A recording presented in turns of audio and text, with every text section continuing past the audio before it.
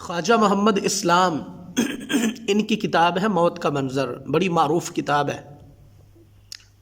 اس میں انہوں نے ایک واقعہ لکھا ہے کہ پہلے وقتوں میں ایک بادشاہ تھا کہ اس نے ارادہ کیا کہ میں اپنی سلطنت کی سیر کروں۔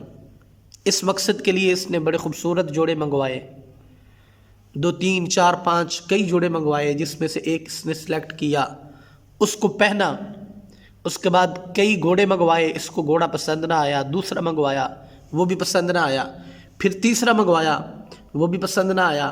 آخرکار گھوڑوں کی ایک لائن اس نے اپنے سامنے کھڑی کی اور پھر اس میں سے ایک گھوڑا اسے پسند آیا۔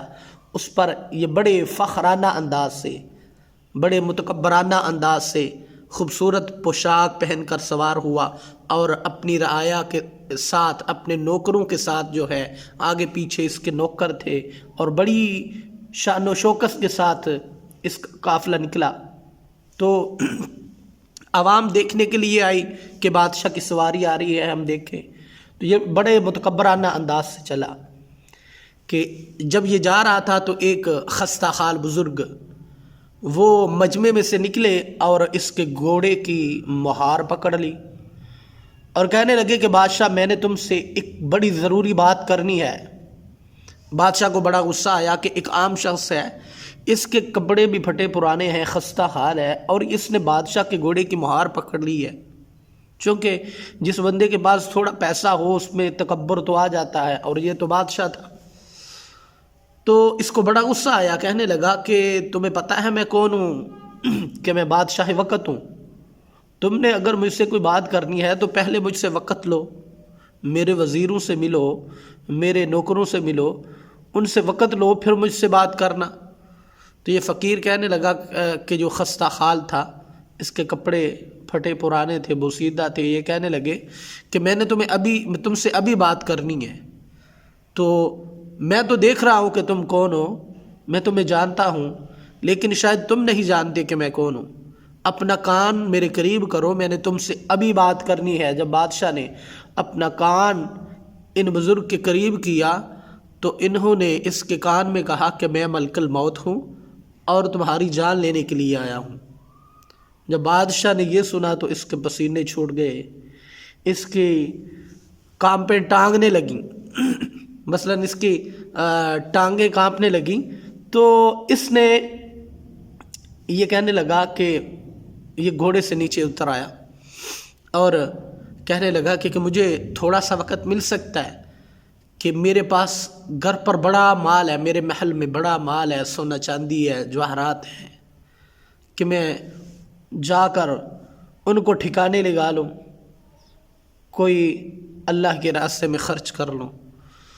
تو یہ ملک الموت کہنے لگا کہ نہیں، تمہیں اب اپنے مال کو دیکھنے کی اجازت نہیں ہے، تم کبھی بھی اپنے مال کو نہیں دیکھ سکو گے، یعنی خالی ہاتھ تم اس دنیا سے جا رہے ہو۔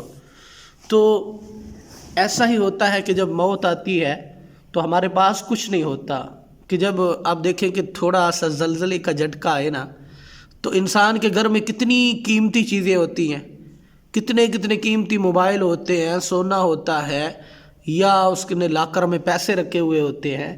تو انسان ہر چیز کی پرواہ کیے بغیر اپنے مکان سے باہر دوڑ لگاتا ہے کہ کسی طرح سے میری جان بچ جائے۔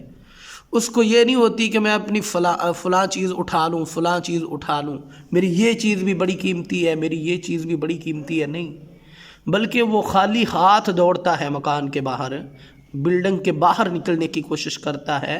کیوں کہ وہ صرف یہ چاہتا ہے کہ میری جان بچ جائے، کیونکہ یہ جان انسان کو بڑی پیاری ہوتی ہے۔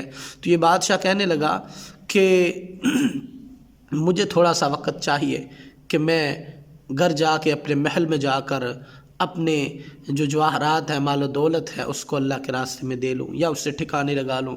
تو ملک الموت نے کہا کہ نہیں، تم اب اپنے مال کو نہیں دیکھ سکو گے، اسی جگہ پر تمہاری روح قبض کرنے کا حکم ہے۔ پھر اس کی روح جو ہے وہ ملک الموت نے نکال لی اور یہ لکڑی کی طرح جو ہے اس کا جسم لڑکھڑا کر زمین پر گر گیا۔ پھر اس کے بعد ملک الموت ایک اللہ کے نیک بندے کے پاس جاتا ہے، اور وہ بندہ سفر پر نکل رہا تھا، اس کو جا کر کہتا ہے کہ میں تمہارے پاس تمہارے کان میں ایک بات کہنا چاہتا ہوں۔ اس نے اپنا کان نزدیک کیا تو ملک الموت نے کہا کہ میں عزرائیل ہوں اور تمہاری روح قبض کرنے کے لیے آیا ہوں۔ تو یہ اللہ کا نیک بندہ بڑا خوش ہوا اور کہنے لگا کہ بڑی دیر کر دی، مجھے تمہارا انتظار کرتے ہوئے کتنا عرصہ گزر گیا، اور جتنے شخصوں کا مجھے انتظار ہے سب سے زیادہ شدت سے میں نے آپ کا انتظار کیا ہے۔ یہ عزرائیل کہنے لگا کہ کیا آپ کو کوئی کام ہے؟ تو یہ اللہ کا نیک بندہ کہنے لگا کہ مجھے اپنے اللہ سے ملاقات کے علاوہ، یعنی اللہ سے ملاقات سے عزیز مجھے کوئی اور کام نہیں ہے۔ مجھے تو عرصہ ہو گیا کہ اس امید پر میں جیے جا رہا ہوں کہ کب میں مروں، کب عزرائیل آئے، کب موت کا فرشتہ آئے اور میری اللہ سے ملاقات ہو۔ تو عزرائیل کہنے لگا کہ اچھا کوئی خواہش ہے تو بتا دو کہ مجھے تمہاری خواہش کی تکمیل کا حکم ہے۔ تو یہ اللہ کا نیک بندہ کہنے لگا کہ ایسا کرنا کہ میں نماز میں جاتا ہوں، نماز پڑھتا ہوں، جب سجدے میں جاؤں تو میری روح قبض کر لینا۔ تو جو اللہ کے نیک بندے ہوتے ہیں، میرے نبی صلی اللہ علیہ وآلہ وسلم نے فرمایا الدنیا سجن المؤمن و جنت الکافر، یہ دنیا مومن کے لیے ایک قید خانہ ہے، کہ جو بندہ حقیقی مومن ہے، جو اندر سے بھی باہر سے بھی مومن ہے، یہ اس دنیا کو قید خانہ سمجھتا ہے کہ کب میں اس دنیا سے نکلوں تو آزاد ہو جاؤں۔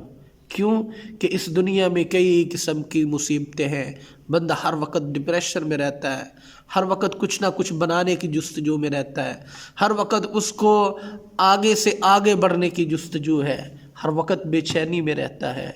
لیکن وہی بندہ کامیاب ہے کہ جس نے اس دنیا کو ہمیشہ کے لیے رہنے کی جگہ نہیں سمجھا۔ اسی لیے میرے نبی نے فرمایا الدنیا سجن المؤمن و جنت الکافر، کہ یہ دنیا جو ہے یہ مومن کے لیے قید خانہ ہے، اور جب اس کو موت آتی ہے تو وہ قید خانے سے نکل جاتا ہے۔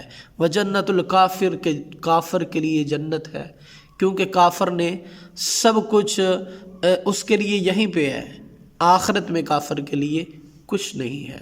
تو حقیقت یہی ہے کہ یہ دنیا بڑی فانی ہے، کل من علیہا فان، یہاں کی ہر چیز فنا ہونے والی ہے۔